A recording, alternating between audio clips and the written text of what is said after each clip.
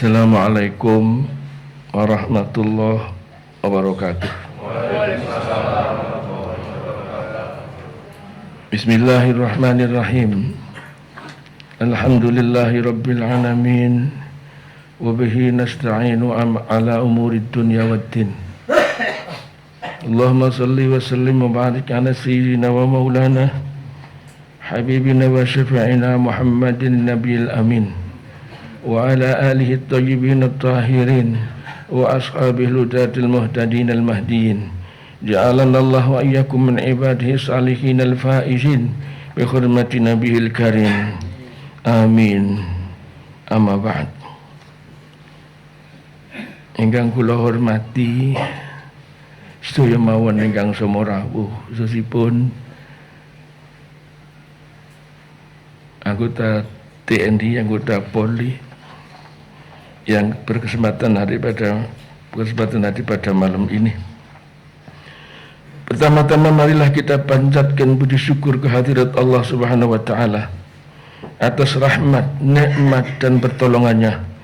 Kita masih diberi kesempatan untuk berkumpul dalam suasana penuh berkah, memperingati Maulid Nabi Muhammad sallallahu alaihi wasallam, sekaligus menghayati 81 tahun perjalanan kemerdekaan Republik Indonesia. Salawat dan salam semoga senantiasa tercurah kepada junjungan kita Nabi Muhammad sallallahu alaihi wasallam, manusia agung yang mengajarkan kepada kita bahwa kemuliaan manusia bukan ditentukan oleh kekuasaan, kekayaan, jabatan, keturunan ataupun kedudukan sosial, melainkan oleh iman, ketakwaan, akhlak dan kemanfaatannya bagi semua. Hadirin jamaah yang saya hormati, pada malam yang penuh berkah ini izinkan saya mengajak kita semua merenungkan satu pertanyaan sederhana tetapi sangat dalam. Apa sebenarnya arti kemerdekaan? Apakah kemerdekaan hanya berarti bahwa 81 tahun yang lalu bangsa Indonesia terbebas dari penjajahan? Tentu tidak. Kemerdekaan bukan hanya sebuah peristiwa sejarah. Kemerdekaan adalah amanah. Kemerdekaan adalah tanggung jawab. Kemerdekaan adalah kesempatan untuk membangun kehidupan yang lebih manusiawi, lebih adil, lebih bermartabat, dan lebih dekat kepada nilai-nilai ketuhanan. Karena itu kemerdekaan tidak cukup kita rayakan dengan upacara bendera, lomba, dan kemeriahan. Kemerdekaan harus kita hidupkan dalam sikap kemerdekaan. Kemerdekaan harus kita hidupkan dalam sikap. Kemerdekaan harus hadir di rumah kita, di masjid kita, di pasar kita, di sekolah kita, di kantor kita, di pemerintahan kita, dan dalam cara kita memperlakukan manusia. Sebab sesungguhnya pertanyaan terbesar adalah sebuah bangsa merdeka bukanlah sudah berapa lama kita merdeka. Pertanyaan yang jauh lebih penting adalah sudah sejauh mana kemerdekaan suatu bangsa itu menghadirkan kemanusiaan dan keadilan bagi rakyatnya. Hadirin yang dimuliakan Allah, para pendiri bangsa telah meletakkan dasar yang sangat luhur. Kemerdekaan Indonesia tidak dibangun hanya atas dasar semangat mengusir penjajah, tetapi atas cita-cita untuk membentuk kehidupan bersama yang adil dan beradab. Pembukaan UUD 1945 dengan sangat jelas menempatkan tujuan negara dan perlindungan segenap bangsa, pemajuan kesejahteraan umum, pencerdasan kehidupan bangsa, dan keikutsertaan dalam mewujudkan ketertiban dunia yang berdasarkan kemerdekaan, perdamaian abadi, dan keadilan sosial. Dengan demikian kemerdekaan yang sejati tidak boleh hanya dirasakan oleh mereka yang kuat. Kemerdekaan harus dirasakan oleh mereka yang lemah. Tidak boleh hanya dirasakan oleh mereka yang memiliki akses dan kekuasaan. Kemerdekaan harus dirasakan oleh rakyat kecil yang hidupnya sederhana. Tidak boleh hanya dirasakan oleh mereka yang tinggal di pusat-pusat pertumbuhan. Kemerdekaan harus sampai kepada desa-desa, pelosok-pelosok, para petani, nelayan, buruh, pedagang kecil, guru, tenaga kesehatan, anak-anak, perempuan, orang tua, dan seluruh rakyat Indonesia. Kemerdekaan harus membuat manusia merasa dihargai sebagai manusia. Hadirin yang saya cintai, disinilah nilai kemanusiaan menjadi sangat penting. Kemanusiaan mengajarkan kepada kita untuk melihat manusia sebelum melihat statusnya.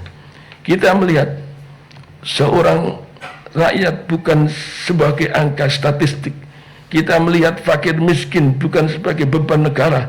Kita melihat seorang anak bukan sekadar penerima program. Kita melihat seorang petani bukan sekadar produsen pangan. Kita melihat seorang pekerja bukan sekadar tenaga kerja. Mereka semua adalah manusia yang memiliki martabat, memiliki keluarga, memiliki harapan, dan memiliki hak untuk hidup layak. Dalam Islam, penghormatan terhadap manusia bukan sekadar konsep sosial. Ia adalah bagian dari iman. Al-Quran mengingatkan bahwa manusia dimuliakan oleh Allah. Karena itu, ketika kita merendahkan manusia, menzalimi manusia, mengambil hak manusia, atau membuat kebijakan yang berdampak pada penderitaan rakyat, sesungguhnya kita sedang berhadapan dengan amanah Allah. Nabi Muhammad SAW memberikan teladan yang luar biasa. Beliau tidak hanya berbicara tentang ibadah ritual, beliau membangun masyarakat yang memperhatikan anak yatim, orang miskin, tetangga, pedagang, pekerja, perempuan, kelompok lemah, bahkan orang yang berbeda keyakinan. Beliau menunjukkan bahwa agama yang hidup adalah agama yang melahirkan kasih sayang dan keadilan. Maka kalau kita mengingat sosok Nabi kita, jangan sampai kita hanya memperbanyak pujian kepada Rasulullah, namun hanya sedikit meniru akhlaknya. Jangan sampai lisan kita menyebut nama Nabi dengan penuh cinta, tetapi tangan kita menyakiti sesama. Jangan sampai kita mengaku umat Nabi, tetapi kita membiarkan ketidakadilan terjadi di sekitar kita. Hadirin yang saya hormati, saat ini Indonesia sedang mendorong pertumbuhan ekonomi, ketahanan pangan dan energi, pembangunan manusia, pendidikan, kesehatan, serta sebagai program perlindungan sosial. Pemerintah saat ini menempatkan kesejahteraan rakyat sebagai salah satu tujuan utama pembangunan. Pemerintah menarget pertumbuhan ekonomi dan penurunan kemiskinan serta ketimpangan. Semua itu adalah ikhtiar yang patut kita dukung apabila benar-benar bermuara pada peningkatan kesejahteraan rakyat. Tetapi pada saat yang sama kita harus terus mengingatkan satu hal. Ukuran keberhasilan pembangunan bukan hanya angka pertumbuhan ekonomi, bukan hanya besarnya investasi, bukan hanya banyaknya proyek yang dibangun, bukan hanya naiknya penerimaan negara. Ukuran yang paling penting adalah apakah rakyat kecil menjadi lebih sejahtera, apakah anak-anak mendapatkan pendidikan yang lebih baik, apakah orang sakit mendapatkan pelayanan kesehatan yang bermartabat, apakah petani dan nelayan mendapatkan kehidupan yang layak, apakah pekerja mendapatkan perlindungan yang adil, dan apakah setiap warga negara merasa aman serta dihargai. Pertumbuhan ekonomi harus menjadi jalan menuju kesejahteraan, bukan tujuan yang berdiri sendiri. Pembangunan harus membuat manusia jauh menjadi lebih bermartabat, bukan justru kehilangan martabat. Kebijakan harus membuat rakyat lebih berdaya, bukan semakin bergantung. Dan kekuasaan harus menjadi alat pelayanan, bukan alat untuk memperbesar jarak antara penguasa dan rakyat. Hadirin jamaah Jamuna yang berbahagia, disinilah keadilan menjadi kata kunci kemerdekaan. Keadilan berarti setiap orang memperoleh haknya secara layak dan tidak dirampas oleh kepentingan yang lebih kuat. Keadilan berarti yang lemah dilindungi, yang kuat dibatasi agar tidak menindas, yang bekerja dihargai, yang miskin diberdayakan, dan yang memiliki kekuasaan diminta pertanggungjawaban. Kita harus berani bertanya, ketika sebuah kebijakan dibuat, siapa yang paling diuntungkan? Siapa yang mungkin tertinggal? Siapa yang menanggung bebannya? Apakah suara rakyat sudah didengar? Apakah mereka yang tidak memiliki akses kepada kekuasaan tetap mendapatkan hak yang sama? Pertanyaan-pertanyaan seperti ini bukan bentuk kebencian kepada pemerintah. Justru sebaliknya, kritik yang jujur adalah bagian dari kepedulian kepada bangsa. Mengingatkan penguasa agar tetap berada di jalan keadilan adalah bagian dari tanggung jawab moral. Dalam tradisi Islam, kekuasaan adalah amanah. Semakin besar kekuasaan, semakin besar pula pertanggungjawabannya. Seorang pemimpin tidak hanya bertanggung jawab kepada manusia, tetapi kelak akan dimintai pertanggungjawaban di hadapan Allah Subhanahu wa Ta'ala. Karena itu kekuasaan harus selalu ditemani rasa takut kepada Allah. Jabatan harus ditemani kejujuran. Kebijakan harus ditemani kebijaksanaan. Anggaran harus ditemani amanah. Dan pembangunan harus ditemani kepedulian kepada manusia.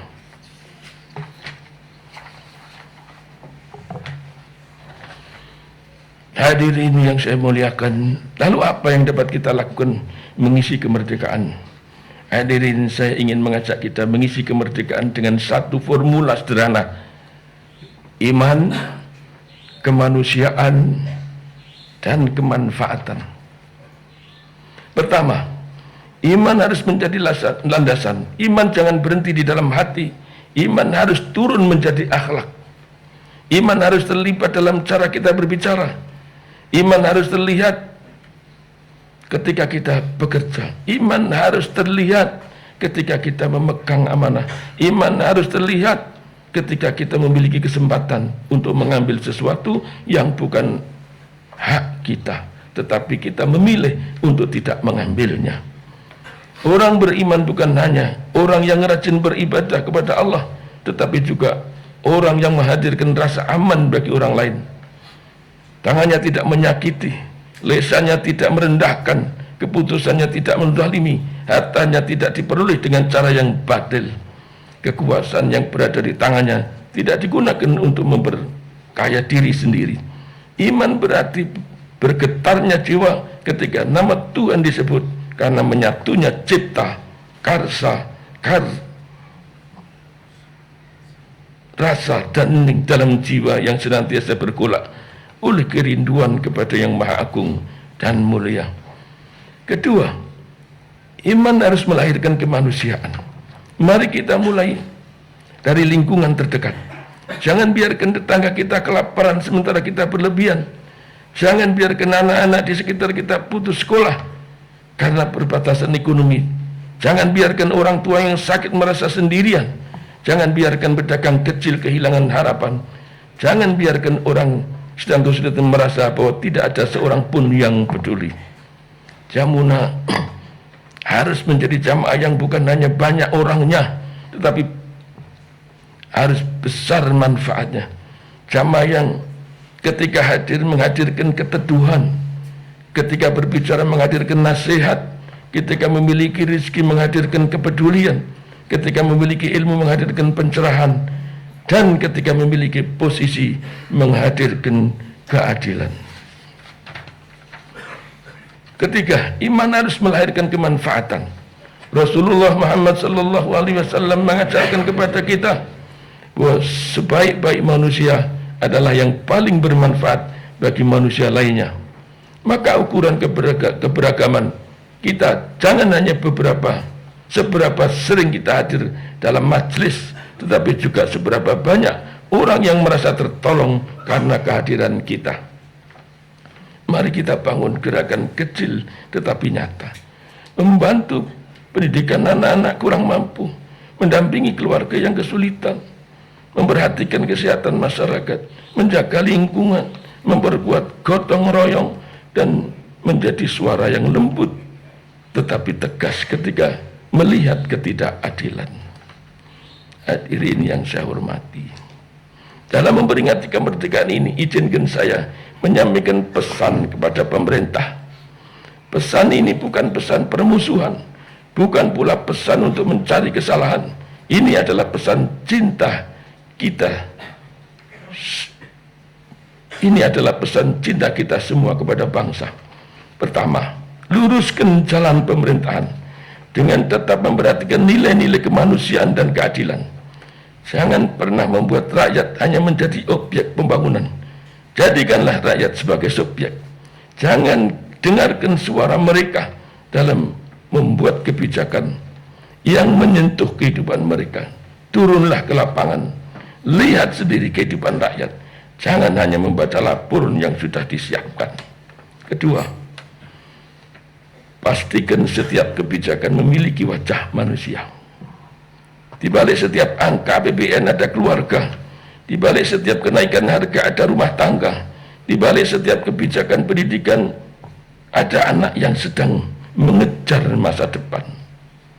Di balik setiap kebijakan kesehatan ada manusia yang sedang berjuang mempertahankan hidup. Di balik setiap keputusan investasi ada masyarakat yang berharap mendapatkan pekerjaan dan kehidupan yang lebih baik.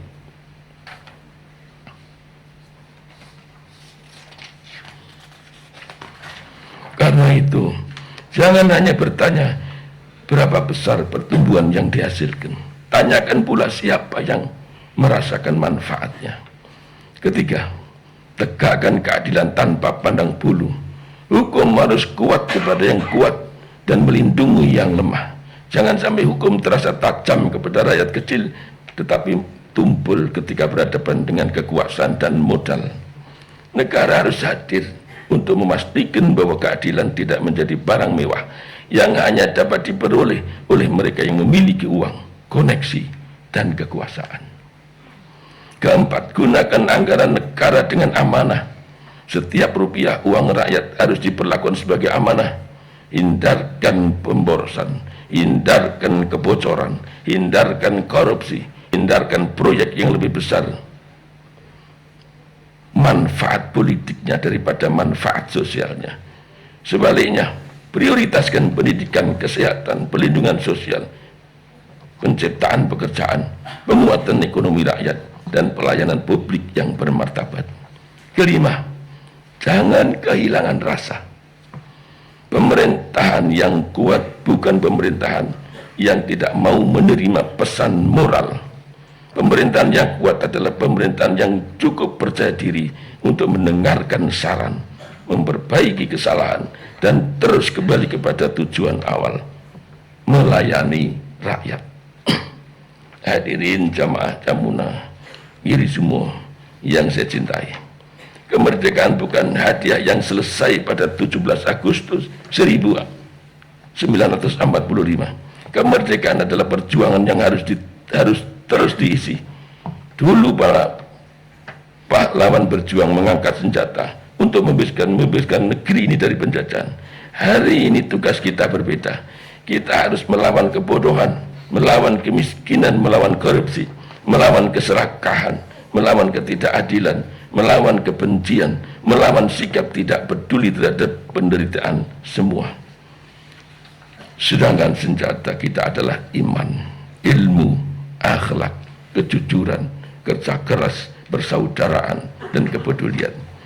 Kalau dahulu para pahlawan berkata, merdeka atau mati, maka hari ini semangat itu harus kita terjemahkan menjadi merdeka untuk hidup bermartabat, merdeka untuk berlaku adil, merdeka untuk menolong sesama, merdeka untuk menyampaikan kebenaran, dan merdeka untuk mengabdi kepada Allah dan bangsa. Jangan sampai kita merdeka dari penjajahan bangsa lain tetapi masih dijajah oleh kekeserakan dan ego diri sendiri. Memang mengalahkan ego sendiri bukanlah sesuatu yang mudah, namun sesuatu yang sulit, bukanlah sesuatu yang tidak dapat dilakukan. Jangan sampai kita merdeka secara politik tetapi rakyat masih merasa tidak berdaya secara ekonomi. Jangan sampai kita memiliki gedung-gedung yang megah tetapi masih ada anak-anak yang kehilangan kesempatan belajar. Jangan sampai kita berbicara tentang kemajuan bangsa tetapi masih ada rakyat yang merasa tidak didengar. Dan jangan sampai kita berbicara tentang agama tetapi kehilangan kasih sayang dan keadilan. Hadirin yang dirahmati Allah, Maulid Nabi dan kemerdekaan Indonesia sebenarnya memiliki satu pesan yang sangat indah. Manusia harus dibebaskan dari segala bentuk penghambaan yang merendahkan martabatnya, agar ia hanya tunduk kepada Allah dan kemudian menjadi manusia yang memuliakan manusia lainnya. Rasulullah Shallallahu Alaihi Wasallam datang membawa rahmat Indonesia. Rasulullah Shallallahu Alaihi Wasallam datang membawa rahmat Indonesia merdeka dengan cita-cita kemanusiaan. Maka marilah kita pertemukan keduanya, kemerdekaan yang berlandaskan iman, dan iman yang melahirkan kemerdekaan, kemanusiaan, serta keadilan.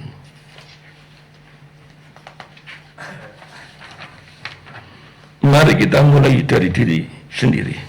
Kalau kita menjadi pemimpin, jadilah pemimpin yang adil. Kalau kita menjadi pengusaha, jadilah pengusaha yang jujur. Kalau kita menjadi pejabat, jadilah pejabat yang amanah. Kalau kita menjadi guru, jadilah guru yang mencerdaskan. Kalau kita menjadi orang tua, jadilah orang tua yang memberi teladan. Kalau kita menjadi jamaah, jadilah jamaah yang membawa manfaat. Kalau kita menjadi warga negara, jadilah warga negara yang menjaga persatuan dan berani menyuarakan kebenaran dengan cara yang santun. Sebab bangsa yang besar adalah bangsa yang mampu menjaga martabat manusia. Dan negara yang kuat bukanlah hanya negara yang memiliki kekuasaan. Negara yang kuat adalah negara yang rakyat percaya bahwa hukum bekerja, pemerintah mendengar, dan keadilan dapat dirasakan. Akhirnya, pada momentum HUT ke-81 kemerdekaan Republik Indonesia ini, marilah kita berdoa agar Allah Subhanahu wa Ta'ala senantiasa menjaga Indonesia. Semoga para pemimpin kita diberikan kejujuran, keberanian, kebijaksanaan, dan rasa takut kepada Allah dalam menjalankan amanah. Semoga para ulama terus menjadi penuntun moral bangsa. Semoga para pendidik terus mencerdaskan generasi.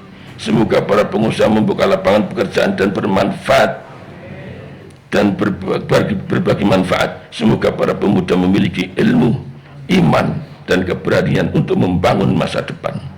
Dan semoga Jamu Nangirikusumo menjadi bagian dari gerakan kebaikan, gerakan yang menghidupkan iman, menguatkan persaudaraan, menegakkan kemanusiaan, dan memperjuangkan keadilan. Marilah kita isi kemerdekaan bukan dengan kebanggaan yang berlebihan, tetapi dengan pengabdian. Bukan dengan banyak menuntut, tetapi dengan banyak memberi. Bukan dengan memperbesar perbedaan, tetapi dengan memperkuat persaudaraan. Bukan dengan mengejar kekuasaan, tetapi dengan menjaga amanah. Dan bukan hanya mengatakan bahwa kita mencintai Indonesia, tetapi dengan melakukan sesuatu yang membuat Indonesia menjadi tempat yang lebih adil, lebih manusiawi, dan lebih bermartabat bagi semua. Merdeka bukan sekadar bebas dari penjajahan. Merdeka adalah ketika manusia dapat hidup dengan martabat. Merdeka adalah ketika keadilan tidak hanya menjadi kata-kata. Merdeka adalah ketika kekuasaan benar-benar menjadi jalan pengabdian. Merdeka adalah ketika rakyat menjadi tujuan utama setiap kebijakan. Dan merdeka yang paling hakiki adalah ketika hati kita tidak diperbudak oleh dunia, melainkan tunduk hanya kepada Allah Subhanahu wa Ta'ala.